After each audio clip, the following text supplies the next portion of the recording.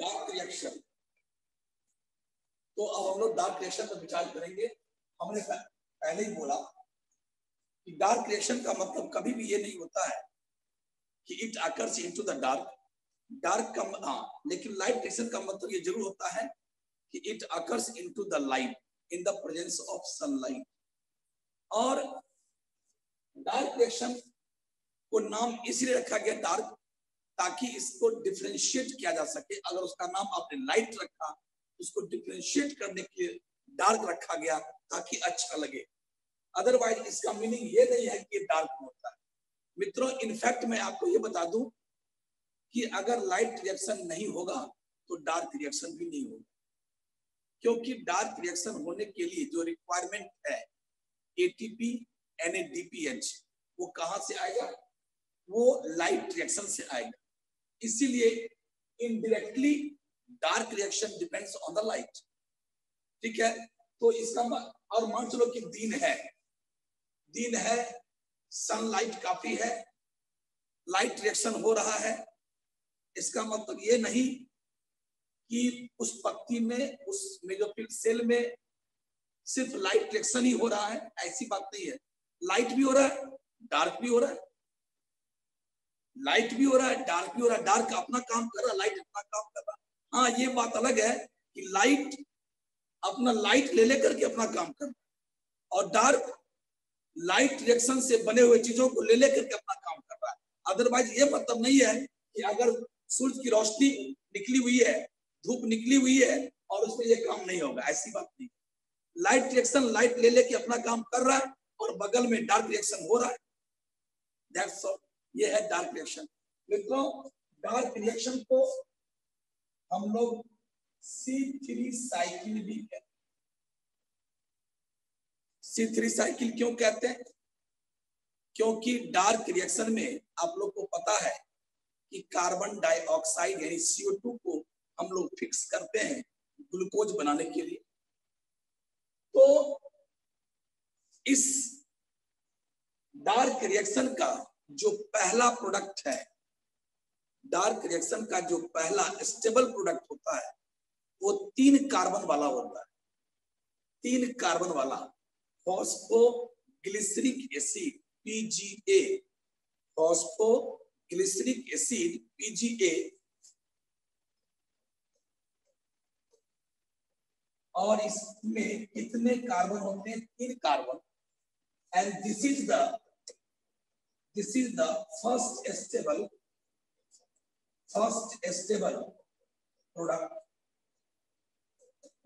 That's why dark reaction is also called C3 cycle. जैसे मैंने बताया कि आगे ये क्रेब्स साइकिल का दूसरा नाम CAC क्यों है? क्रेब्स साइकिल का दूसरा नाम CAC क्यों है? साइट्रिक एसिड साइकिल क्यों है? क्योंकि क्रेब्स साइकिल में पहला प्रोडक्ट 6 कार्बन वाला साइट्रिक एसिड बनता है। वही साइट्रिक एसिड के नाम पर इसका नाम पड़ गया CAC, साइट्रिक एसिड साइकिल। और चूंकि साइट्रिक एसिड में 3 कार्बोक्सिलिक ग्रुप है, 3 कार्बोक्सिलिक ग्रुप है, ऐसा सब, इसलिए इसका नाम TCA भी पड़ा था। किसका नाम? क्रेब्स साइकिल का TCA, ट्राई कार्बोक्सिलिक एसिड। इसलिए मित्रों इसका नाम क्या पड़ा? डार्क रिएक्शन का C3 साइकिल। अब चलिए आपको मैं बता दूं कि इसका नाम केल्विन साइकिल भी है। इसका नाम केल्विन साइकिल भी है। यानी केल्विन साहब ने कुछ प्लांट पर ग्रीन एल्गी का यूज करके उन्होंने डार्क रिएक्शन को देखा। केल्विन साहब ने डार्क रिएक्शन को देखा, एक्सपेरिमेंट किया। किसके साथ? ग्रीन एल्गी के साथ, क्लैडोफोरा के साथ। और उन्होंने दिखाया yes, dark reaction occurs where CO2 is being fixed in the form of glucose C6H12O6. That's why it is also called dark reaction. इसको ब्लैकमैन रिएक्शन भी कहते हैं, क्योंकि ब्लैकमैन साहब ने इसे दिया, इसे ब्लैकमैन रिएक्शन। इसे ब्लैकमैन रिएक्शन भी कहते हैं। इसका नाम और भी है, कार्बन एसिमिलेशन भी कहते हैं, इसे कार्बन एसिमिलेशन भी कहते हैं, कार्बन एसिमिलेशन। मित्रों इतने सारे नाम है। एसिमिलेशन का मतलब होता है कुछ चीज का प्रयोग किए, कोई चीज का यूज किए और कुछ नया चीज बना दी। यहाँ तो वही हो रहा है, लाइट रिएक्शन में बने हुए चीजों का प्रयोग करके हमने कार्बन डाइऑक्साइड को जोड़ जोड़ करके हमने कार्बन से बने हुए चीजों का मतलब कुछ बनाया। कार्बन से बने क्या, C6H12O6, 6 कार्बन से बनने वाला चीज को मैंने बनाया, 6 कार्बन से बनने वाले चीज को मैंने बनाया, and that is the glucose. Assimilation मतलब होता है कोई चीज का प्रयोग करके हम कोई एक नया चीज बना देना। एसिमिलेट किया हमने, कार्बन के कंपाउंड का हमने एसिमिलेट किया। दैट्स बहुत सारे नाम है, dark reaction, C3 cycle, Calvin cycle, Blackman reaction, carbon assimilation, etc possible. मित्रों इस पूरी पाथवे में इतनी बात को जरूर याद रखना कि CO2 आया तो हमें क्या मिलेगा, C6H12O6। ये अंतिम लाइन याद रखो, ये शुरू करेंगे, इतनी बात हो गई। अब इसमें क्या याद रखना है कि हमको चाहिए क्या क्या चीज, हमको चाहिए क्या क्या चीज, ATP चाहिए, हमको क्या क्या चीज चाहिए, ATP के अलावा NADPH चाहिए। अब देखिए मोस्ट इंपॉर्टेंट थिंग्स, क्या आपको ऐसा लगता है कि सिर्फ CO2 आ जाए और ATP NADPH आ जाए तो क्या हमें ग्लूकोज मिल जाएगा? बड़ा हास्यास्पद है यार, सिर्फ इतना से काम चल जाएगा? मित्रों मैं आपको बता देता हूं कि एक जबरदस्त मॉलिक्यूल का नाम बताने जा रहा हूं और एक जबरदस्त एंजाइम का नाम बताने जा रहा हूं। बोलेंगे तो हिल जाओगे, और ये दोनों चीज आवश्यक है डार्क रिएक्शन के लिए, और वो दोनों याद कर लेना अच्छा से, समझ के। मित्रों यहां पर चाहिए RUBP, एक कंपाउंड है उसका नाम है RUBP, यानी it is essential for starting the dark reaction because it accepts the CO2। जो CO2 दौड़ के आया, भाई भाई भाई भाई डार्क रिएक्शन, CO2 बोलता है भाई डार्क रिएक्शन हमको फिक्स कर दो, हमको फिक्स कर दो, ग्लूकोज बना के फिक्स कर दो। डार्क रिएक्शन कहा कि मुझे एक इंपॉर्टेंट मॉलिक्यूल चाहिए, उसका नाम है RUBP। क्या ढूंढ के लाओगे? हाँ हाँ मैं ढूंढ के लाता हूँ, बगल में है ना चाचा, RUBP चाचा को खोज के लाया, चाचा आइए।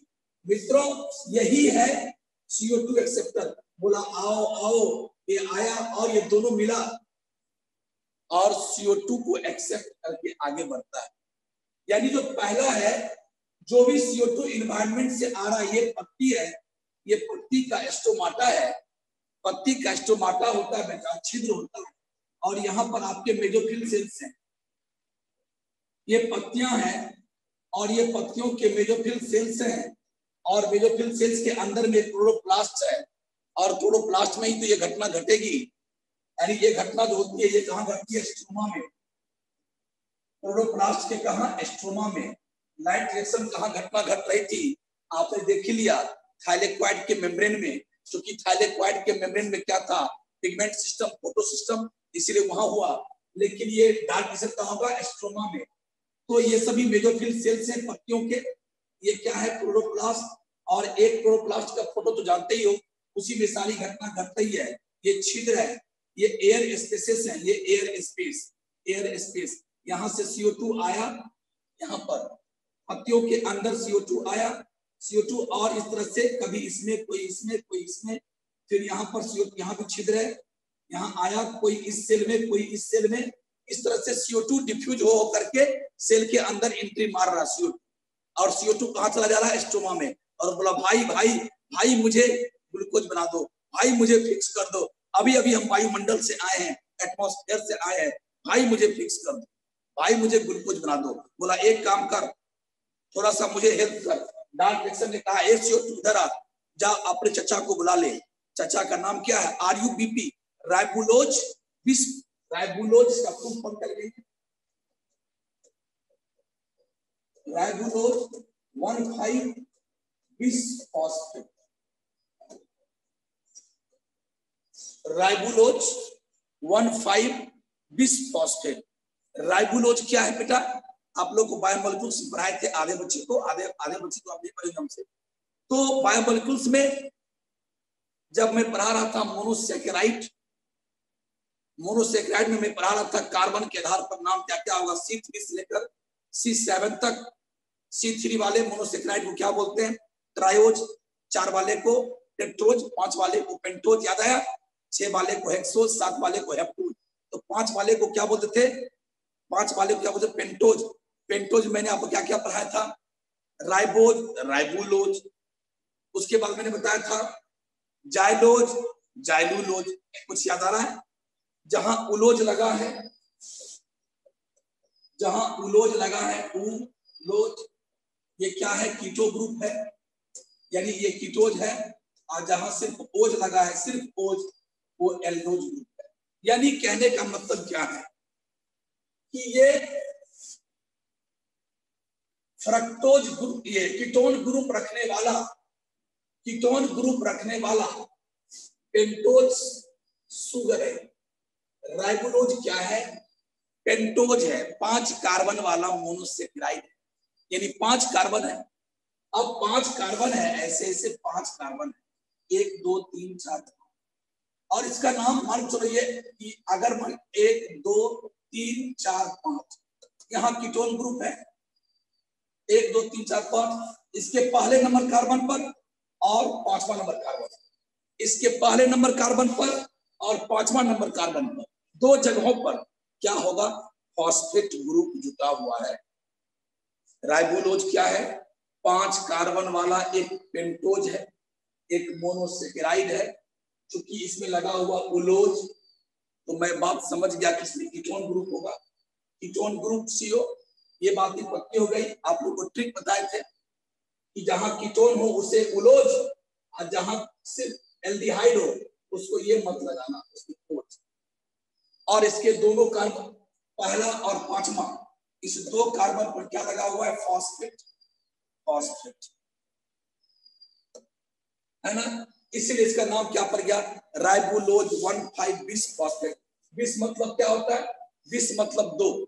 इसको आप ऐसे भी पढ़ सकते थे, राइबोलोज 1,5-डाइफॉस्फेट, राइबोलोज 1,5-डाइफॉस्फेट। आप लोग को IUPAC ने पढ़ाया गया होगा कैसे कैसे नेमिंग करते हैं केमिस्ट्री में। तो मेरे मित्रों, ये पत्तियां हैं, ये छिद्र था, और ये मेसोफिल सेल्स हैं, और मेसोफिल सेल्स के अंदर में क्लोरोप्लास्ट है, और मेसोफिल सेल में एक एंजाइम होता है रूबिस्को। रूबिस्को जब CO2 ने अपने चाचा को बुला लिया, उन चाचा को, RUBP चाचा को, राइबोलोज 1,5-बिसफॉस्फेट, राइबोलोज 1,5-बिसफॉस्फेट, चाचा तो आ गए और ये बोला यार मैं तुझे एक्सेप्ट कर लेता हूं। एक्सेप्ट कर लिया। ये 5 कार्बन और ये 1 कार्बन, सब मिला कितना हो गया? 6 कार्बन। लेकिन हुआ क्या? अब इस काम को आगे बढ़ाएगा कौन? CO2 तो ले लिया, और CO2 कहीं जोड़ते हो, उस क्रिया को क्या कहते हो? कार्बोक्सिलेशन। तो ये सिंपली क्या है? कार्बोक्सिलेशन है। मैं अभी बताऊंगा कि डार्क रिएक्शन में कितने फेज होते हैं, कितने तरह के रिएक्शन होते हैं, 3 तरह के। लेकिन पहला रिएक्शन क्या है? तो RUBP में CO2 का जोड़ना, RUBP में CO2 का जोड़ना, this is the first step of the dark reaction. तो इसीलिए कहते हैं RUBP का होना बहुत जरूरी है। RUBP है तो डार्क रिएक्शन होगा, RUBP नहीं है तो कौन CO2 को एक्सेप्ट करेगा? इसीलिए क्वेश्चन सुनिए, very important question for the NEET. Question नहीं रहता नीट का क्वेश्चन कि CO2 acceptor in dark reaction is answer RuBp। अगला question, CO2 acceptor in Krebs cycle, anybody? CO2 acceptor in Krebs cycle, मेरा question, CO2 acceptor in Krebs cycle. और mute है, नहीं mute, अच्छा कोई बात नहीं। डार्क रिएक्शन में CO2 का एक्सेप्टर कौन है? तो आपने आंसर बोला RuBp। Ribulose 1,5 bisphosphate. मेरा क्वेश्चन है अगला नीट का क्वेश्चन कि अगर क्रेब्स साइकिल में पूछे कि CO2 क्रेब्स साइकिल में एसिटाइल कोई एंजाइम को एक्सेप्ट कौन करता है? एसिटाइल कोई एंजाइम जो आता है उसको एक्सेप्ट कौन करता है? तो उसका आंसर आप लोग बोल रहे होंगे, सही बोल रहे होंगे, उसका आंसर आता है ऑक्जेलो एसिटिक एसिड, या इसी को बोलते हैं ऑक्जेलो एसिटेट, या इसी को शॉर्ट में बोलते हैं OAA। यानी एसिटाइल कोई एंजाइम एक्सेप्टर कौन है, किससे पाथवे शुरू होता है? अगर ये नहीं है, OAA नहीं है, तो क्रेब साइकिल शुरू नहीं होगा, क्योंकि एसिटाइल कोई एंजाइम जो क्रेब साइकिल करने आया उसके लिए हमें ये चाहिए। उसी तरह CO2 आता है, हमें फिक्स कर दो, हमें ग्लूकोज बना दो, मैं बोला ये होना चाहिए RuBp। अब देखिए इस दोनों, इस CO2 का जुटना, CO2 को जोड़ने की प्रक्रिया क्या कहते हो? CO2 को जोड़ने की प्रक्रिया को क्या कहते हो? CO2 के जोड़ने की प्रक्रिया को कार्बोक्सिलेशन कहते हैं।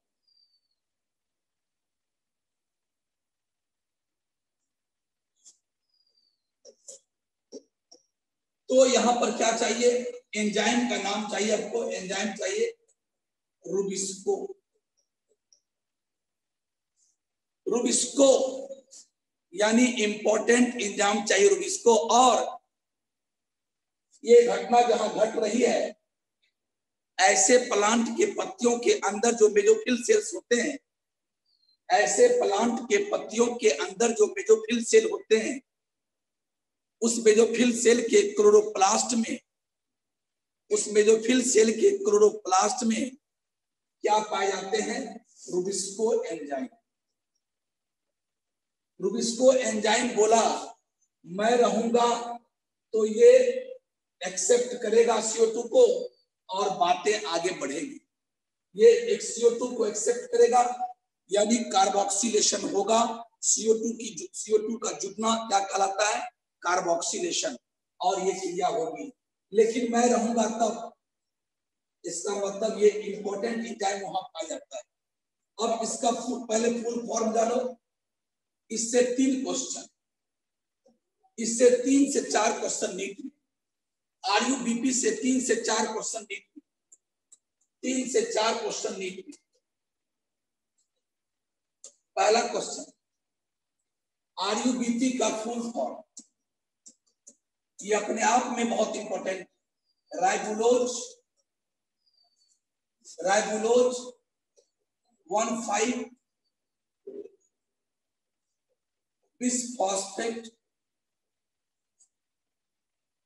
बिसफॉस्फेट कार्बोक्सिलेज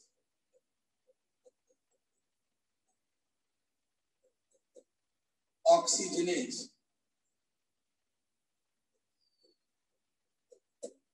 रूबिस्को का फुल फॉर्म अपने आप में एक हिस्ट्री है, अपने आप में एक कहानी है, अपने आप में एक क्वेश्चन है।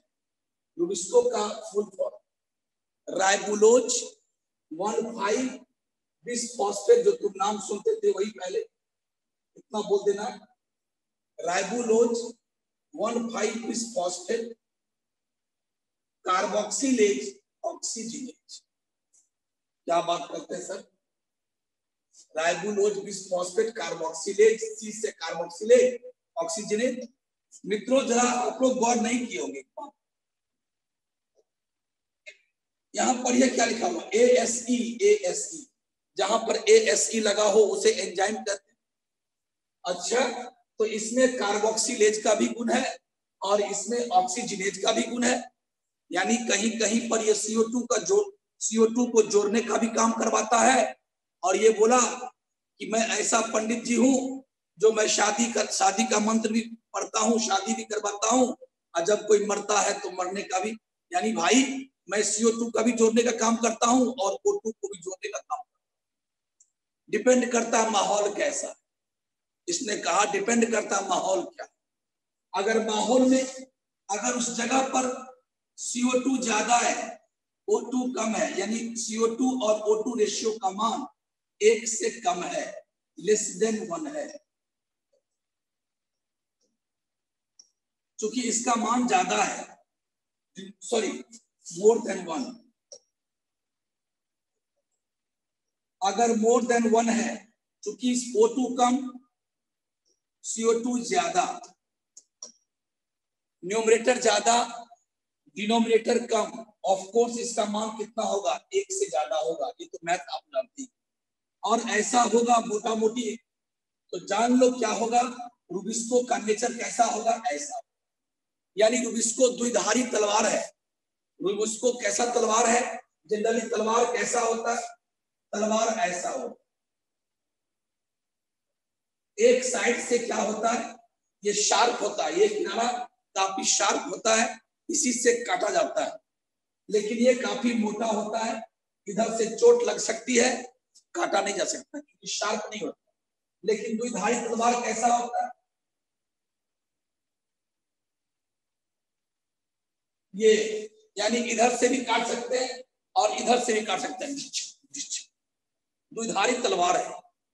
मित्रों इसको द्विधारी तलवार क्यों कहा गया, बोला तू अपना रूप बदलता है रे, तू अपना रूप बदलता है जब देखता है कि माहौल में CO2 अधिक है, O2 कम है, तो तू बन जाता है कार्बोक्सिलेज। कार्बोक्सिलेज यानी कार्बोक्सिलेशन करता है।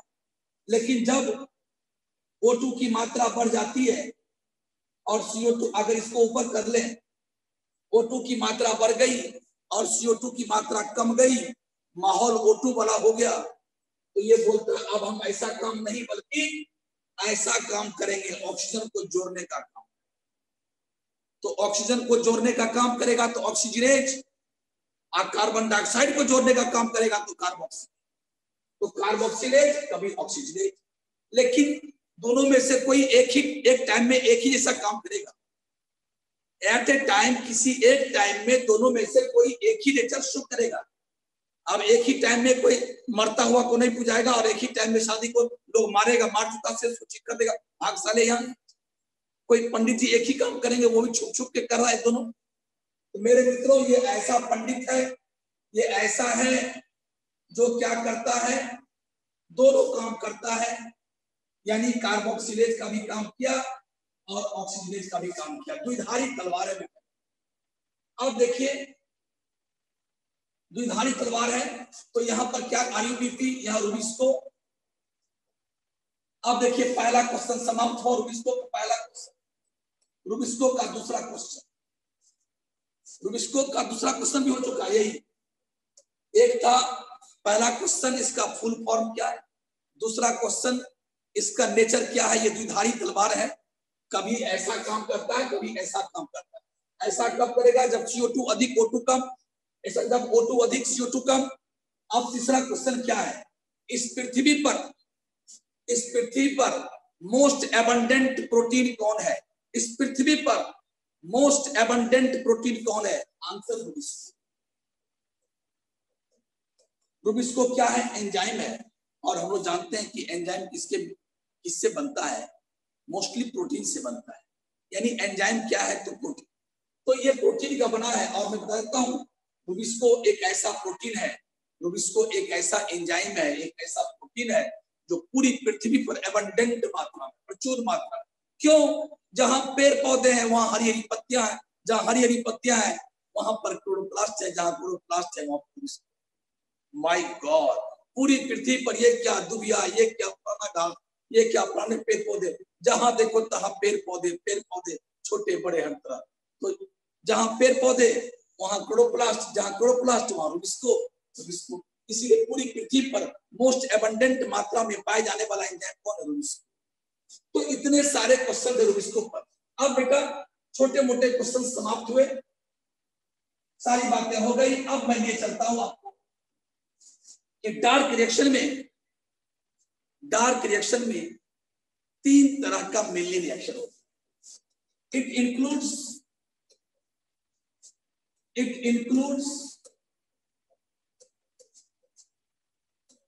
3 टाइप्स ऑफ रिएक्शन। पहला होता है कार्बोक्सिलेशन, याद रखना, आपको याद कर लेना। दूसरा होता है रिडक्शन और तीसरा होता है रीजेनरेशन।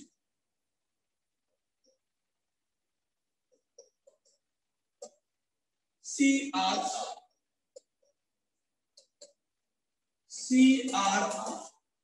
कार्बोक्सिलेशन, रिडक्शन और रीजेनरेशन। ठीक है।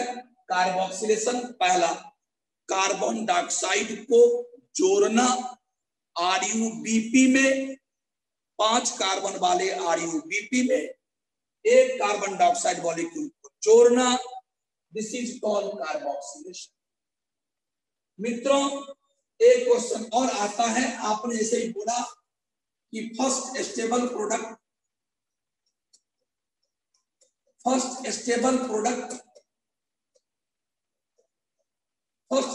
Product of dark reaction is, इसका आंसर क्या होगा?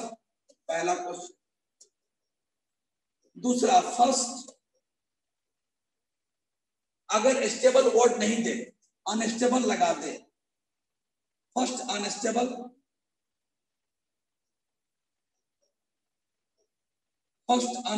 Product of dark reaction, first unstable product of dark reaction. ध्यान सुनिएगा, इसका आंसर बदल जाएगा। ये सभी का क्वेश्चन है, इसका आंसर तो समझ ही गया। इसका आंसर होता है पीजीए। पीजीए का full form phospho glyceric acid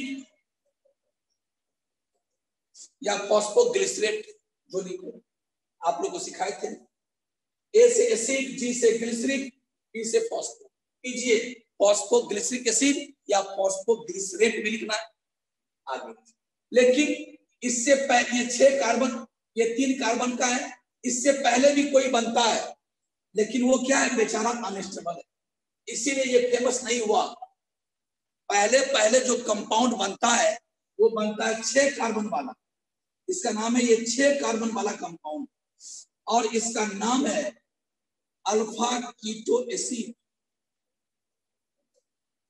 alpha keto acid यानी 5 कार्बन RuBp का, 1 कार्बन CO2 का, सब मिला के 6, दोनों के जुटने से जो पहला प्रोडक्ट बनता है, तुरंत अभी जो बना उसका नाम है 6 keto acid, but it is highly unstable. ये हाईली अनस्टेबल है, बोलता है हम ऐसे नहीं रह पाएंगे, हम ऐसे न रह पाएंगे चाचा, हम किसी में बदलेंगे। और फिर 6 अल्फा 6 कीटो एसिड में 6 कार्बन है, तो ये 3 कार्बन वाले 2 में टूट जाता है, डीजे और डीजे, यानी पीजीए और पीजीए।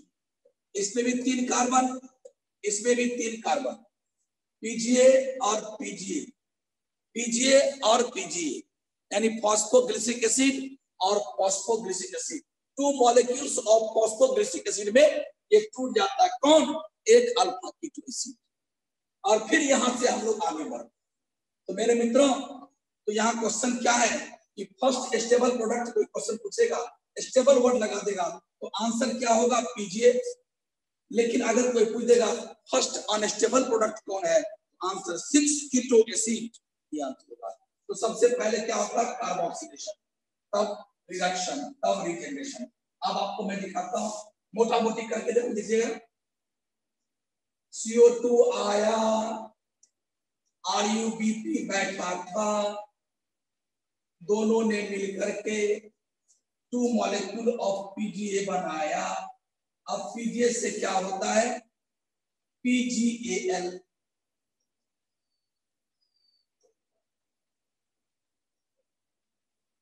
अब PgAl से क्या होता है? फिर ये बन गया इसको बोलते हैं रीजेनरेशन।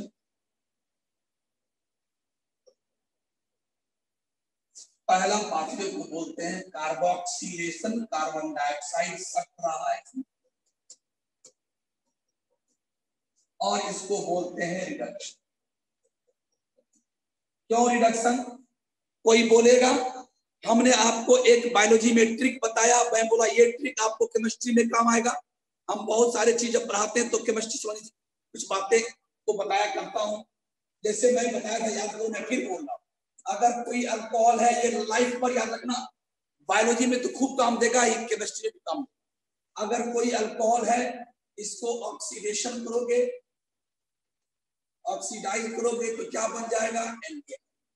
और एल्डिहाइड को ऑक्सीडाइज करोगे तो क्या बन जाएगा? ये लाइफ में याद कर लेना, क्या बन जाएगा? Carboxylic acid. अल्कोहल को ऑक्सीडाइज करोगे एल्डिहाइड, और एल्डिहाइड को ऑक्सीडाइज करोगे तो कार्बोक्सिलिक एसिड। जबरदस्त पॉइंट।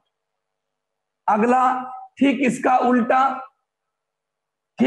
उल्टा, कार्बोक्सिलिक एसिड को अगर रिडक्शन करोगे तो एल्डिहाइड बन जाएगा, और एल्डिहाइड को अगर रिडक्शन करोगे तो अल्कोहल बन जाएगा। और रिडक्शन और ऑक्सीडेशन को समझते हो। ऑक्सीडेशन में क्या होता है? इलेक्ट्रॉन का लॉस होता है और हाइड्रोजन का भी लॉस। हाइड्रोजन का हटना ऑक्सीडेशन, इलेक्ट्रॉन का हटना यानी लॉस होना ऑक्सीडेशन। और उसमें भी आपको ट्रिक बताए थे, loss of electron is called oxidation. Oxidation के स्पेलिंग में ओ है, लॉस के स्पेलिंग में ओ है, काम समाप्त। और इसका उल्टा gain of electron is called reduction. और एडिशन ऑफ एच, हाइड्रोजन का जुटना। हाइड्रोजन अगर किसी में जोड़ रहे हो तो सिंपली तुम क्या कर रहे हो? उसको रिड्यूस कर रहे हो। हाइड्रोजन को जोड़ना, रिड्यूस कर रहे हो। हाइड्रोजन निकाल रहे हो, आप ऑक्सीडाइज कर रहे हो। तो मेरे मित्रों,